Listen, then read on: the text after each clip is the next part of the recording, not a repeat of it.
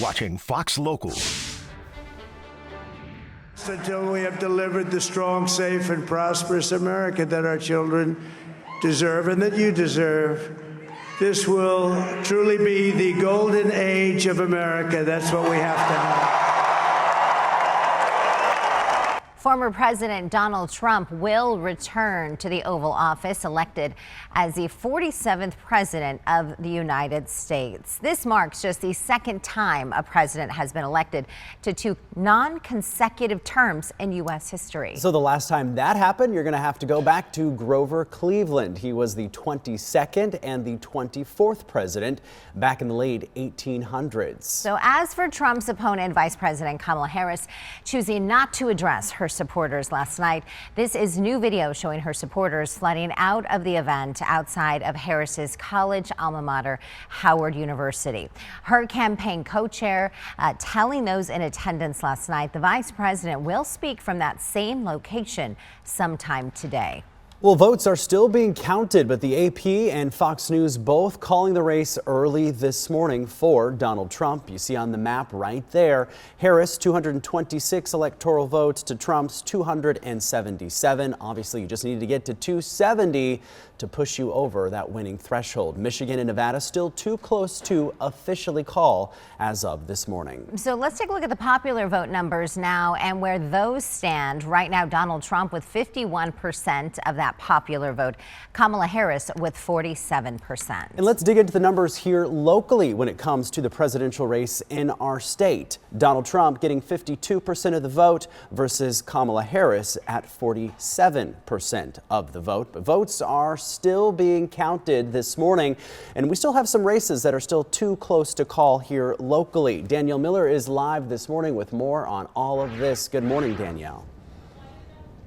Yeah, good morning. So the clock does not stop here at the Maricopa County Elections Department. And this is something that we anticipated. We spoke with Maricopa County Supervisor yesterday, Bill Gates, and he was telling us that he was estimating about 10 to 13 days for it to get some concrete answers and results here to this election. He was also telling us that this is a 24-hour operation here at the Maricopa County Elections Department. We're in the parking lot here just outside, and inside behind those doors, that is where the tabulation process is still underway at this time. There is a live camera in that room. You guys can watch live as those voting centers, we do know those workers are still in there tabulating those ballots. So in the last posted results show more than 1.3 million ballots have been cast, which is just over 51% voter turnout. Now that's in line with the state turnout, which is currently just over 45%.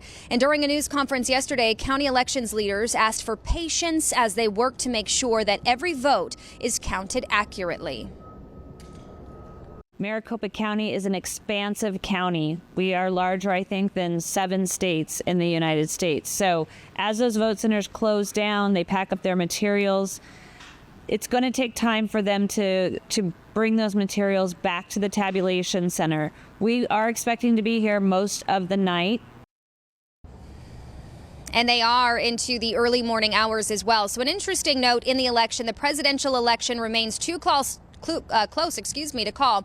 Here in the state of Arizona, Donald Trump is leading statewide, but Kamala Harris is actually slightly ahead in Maricopa County. And as we know, this county is one of the biggest voter districts in the entire country. So something we'll definitely be following all throughout the day. We are hoping to get some more information from the Maricopa County Elections Department coming up to see exactly what happens from here. When do they expect another drop of those ballots to happen? When can we see some more results? We'll send it back to you guys. All right, Danielle, keep us posted. We appreciate it.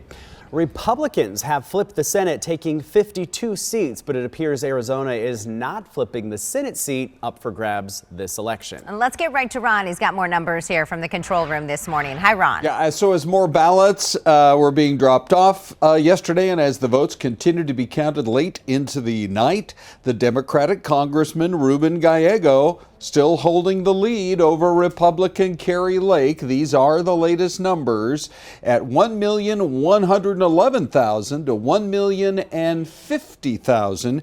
Gallego with that lead. Although, some of the polling earlier on had shown a more substantial advantage for him. It had been shrinking in recent weeks as the race got tighter. He was still feeling very good about his lead last night when he came out and said this to his supporters. We have so much in common because whether you're a Democrat, Republican, or independent, we all want the same thing, a better life for our kids and to give our kids a better future. I believe in the American dream, and I want everyone else to have the same opportunity to make it that I had. Now, as for Kari Lake, she did not attend any public events last night, said she'd be watching the results privately, but she did go out earlier in the day to take her son to vote and said this.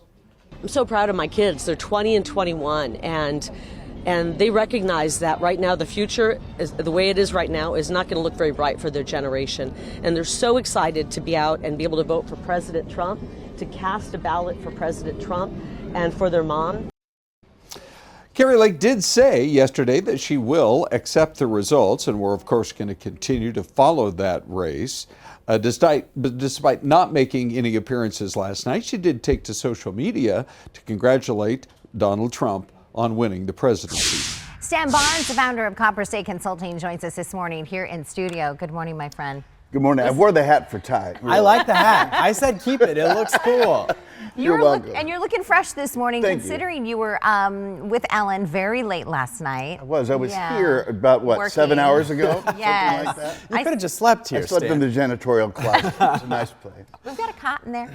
What were your thoughts kind of waking up this morning and seeing some of those numbers? Yeah, you go to bed one way and then you wake up another in Arizona politics because the vote count does its thing overnight. Yeah. And I'm just like every other American. I'm absorbing what has happened. Every single election, we learn about ourselves. We learn about what we really are.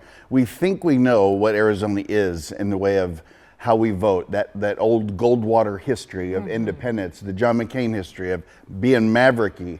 And every single election teaches us something. It does. To watch Donald Trump win substantially, really, in Arizona, and then to watch Ruben Gallego apparently win the U.S. Senate, and a couple of congressional seats be in the balance, maybe going Republican to Democrat, is a very interesting phenomenon.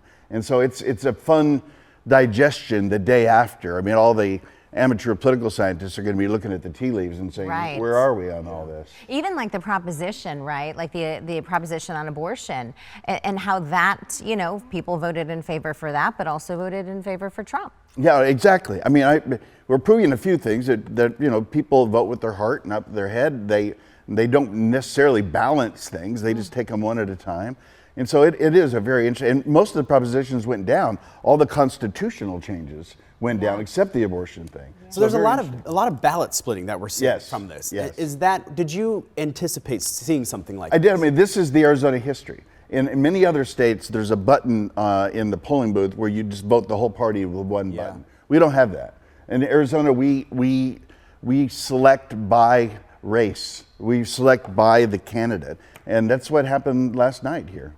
Yeah. Well, let's talk about the state, races here. Maybe at the state legislature. Where do we finish off right now? How do we stand? At the moment, remember, right now there are 31 Republicans in the House and 29 Democrats. Bare majority. 16 in the Senate, 14 Democrats, bare majority. It looks like, if all things hold, that the Senate might be tied at 15-15. There is one race here in Metro Phoenix, Senator Marsh's race. And on the screen I see that Senator Bollock. She looks like she's going to hold on to her seat. Senator Marsh is tied with her challenger, Corinne Werner. Wow, look at that. And there's only like 48 votes separating those two, something like that. And if Werner can pull a victory there, then the Republicans click up to 16 again. So I think the Senate is going to be tied or Republican by one, and the state House looks like it's going to gain one Republican seat.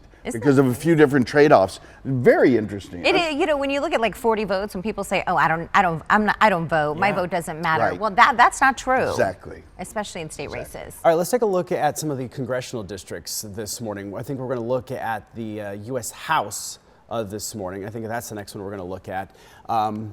We got Schweikert and Amish Shah, and this one also neck and neck this morning. It looks like just this morning we got that new vote drop in David Schweikert now leading, but when the results first came out, Amish Shah was in the lead there, but again, very close. That's right. Shah practically led all night.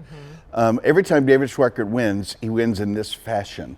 He's losing early and he gains as the day of votes are counted. I think that's going to hold. I think David Schweikert is going to return to Congress. Shah gave him a real run for his money. There's no doubt about it. It was a real challenge and a lot of millions spent there in that race. What was the other one that kind of blew your mind when it looks at maybe like the balance of power with the U.S. House? Yeah, it seems to me that we might be in a very important moment, depending on your viewpoint, with Donald Trump in the White House, with a Republican-controlled U.S. House and a Republican-controlled Senate. Wow. We haven't had that in a while. And it's going to put the responsibility on the Republicans to put up or shut up. I mean, after all, they won't have Democrats to blame. They won't have one House or one chamber to blame, or the White House to blame. This is going to be a Republican government in the United States at the federal level. Let's see what they can do with it, because if they can do something great, then they can hold that for the next who knows how long. But we just don't get that kind of unified government very often. I think Arizona is one of those states you can really do a deep dive on all those numbers, because it is so interesting how all of these different races and all of these different counties go in one way, and then the split ballot is so interesting here. You know, one more thing, we haven't talked about it, but the Maricopa County Board of Supervisors is also very interesting. And it looks like we might be a 3-2 situation. It's been 4-1 forever.